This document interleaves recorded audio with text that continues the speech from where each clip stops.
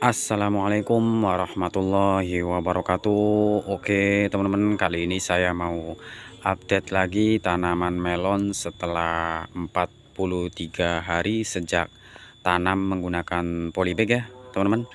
Dan dimana fase ini sudah memasuki fase yang sangat penting ya teman-teman, untuk dari segi pembesaran calon bakal buah atau mempertebal jaring-jaring net ya teman-teman, dan juga fokus kepada nutrisi tanaman kita ya teman-teman, agar tidak terjadi atau terserang hama-hama yang akan memperlambat masa proses pembuahan ya teman-teman.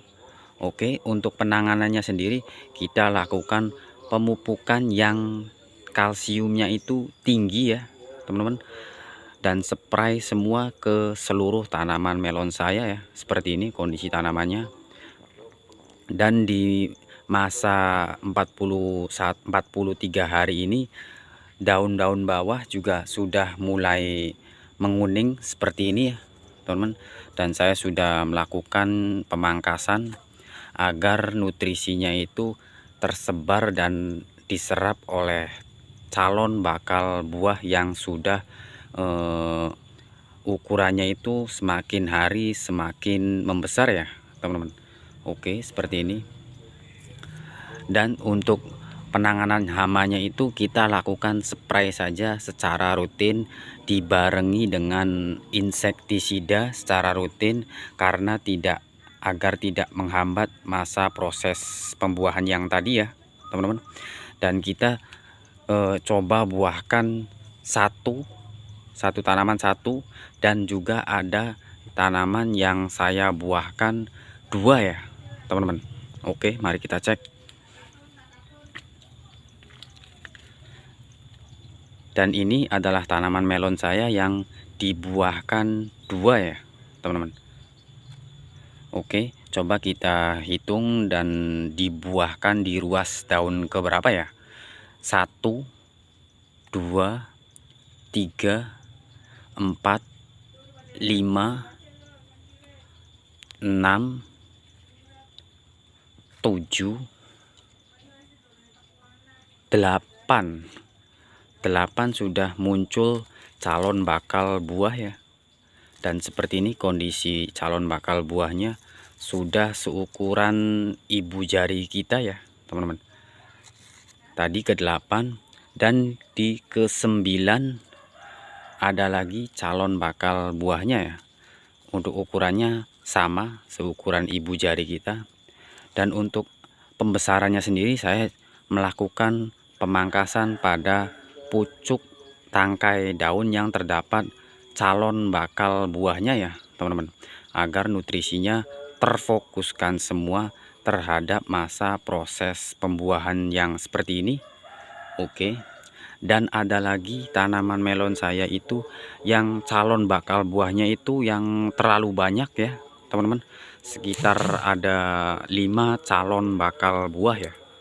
Dan kita belum sempat memilih atau mempruning mana calon bakal buah yang baik dan bagus untuk dipelihara ya, atau untuk dibesarkan ya teman-teman.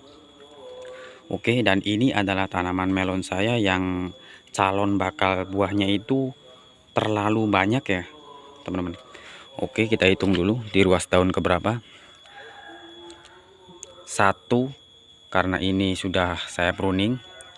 1, 2, 3, 4, 5, 6, 7, 8, 9, 10 ada calon bakal buah ya dari ruas daun ke 10 ya teman-teman. Oke, seperti ini calon bakal buahnya di ruas daun yang ke 10 ya teman-teman. Dan ada satu tangkai itu ada 2 calon bakal buah ya. Kita lihat ini di ruas daun ke 10 ada 2 calon bakal buah ya Ini buah yang pertama dalam satu tangkai itu. Ini buah yang kedua ya teman-teman. Oke. Dari segi bentuk ukuran sangat kecil seperti ini. Keduanya itu memiliki ukuran yang sangat kecil. Tadi ini ke-10 dan ada lagi 11. Di 11 muncul calon bakal buahnya lagi ya teman-teman. Seperti ini kondisi calon bakal buahnya. Berbeda seperti di daun yang ke-10. Secara ukurannya lebih besar di daun ke-11 ya teman-teman. Yang artinya kita akan memangkasnya di ruas daun ke-10 ini. Saya akan memangkasnya dan saya pelihara di daun ke-11 ya teman-teman. Dan ada lagi di daun 12 seperti ini kondisi bakal buahnya. Lumayan besar ketimbang di daun ke-10 ya. Di daun selanjutnya lagi ada calon bakal buah lagi ya. Oke, seperti ini calon bakal buahnya. Dan di ujung batang utamanya sendiri muncul lagi calon bakal buah yang baru ya teman-teman. Oke, seperti ini. Kita bisa lihat dari segi ukuran untuk memilih calon bakal buah yang bagus ya teman-teman. Saya akan pelihara di ruas daun ke-11 sama di ruas daun ke-9 ya. Di bawahnya lagi saya besarkan, yang artinya yang pada satu tangkai terdapat 2 buah saya akan mempangkasnya ya. Satu tangkai terdapat 2 buah. Oke. Karena kalau kita biarkan seperti ini, kalau kita tidak melakukan pemangkasan, nutrisinya pun akan terbagi ya. Tidak secara optimal merata ke calon bakal buah yang bagus ya teman-teman. Kita akan pangkas, dan kalau kita tidak memangkasnya, calon bakal buah yang ukurannya kecil ini lama-kelamaan akan menguning atau gagal masa proses pembuahannya teman-teman. Dan kita pangkas semua yang di ujung mendekati batang utamanya ya teman-teman. Pangkas saja calon bakal buah yang di penghujung batang utama ya teman-teman. Karena kalau kita buahkan di ruas daun ke-11 ke atas itu riskan, atau proses bakal buahnya itu tidak optimal secara maksimal ya teman-teman. Yang artinya ukurannya itu tidak sebanding dengan di ruas daun yang di bawahnya ya. Ukurannya itu lebih kecil, dan kita lebih baiknya itu pelihara yang di daun 10 ke atas sampai 13 saja ya teman-teman. Karena kalau kita mendekati batang utama, nutrisinya itu terhambat semua. Kita masa proses pembuahannya itu tidak maksimal ya teman-teman. Oke, untuk pemupukannya anti mengatasi jamur itu spray secara rutin 1 hari bisa 2 kali, atau 2 hari 1 kali saja ya teman-teman. Dicampur nutrisi, dicampur tinggi kalsium, dan dicampur insektisida agar tanaman kita tetap kondisinya itu subur dan tidak terserang hama-hama ya teman-teman. Oke.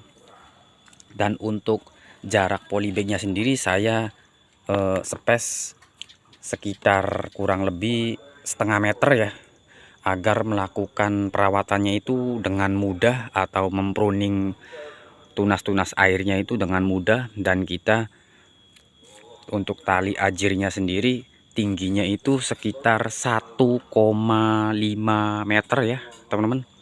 Dan kita belum melakukan yang namanya menggantungkan calon bakal buah yang sudah membentuk atau sudah membesar ya teman-teman. Oke, kita akan melakukan penggantungan agar tidak terserang atau hama-hama yang lainnya teman-teman.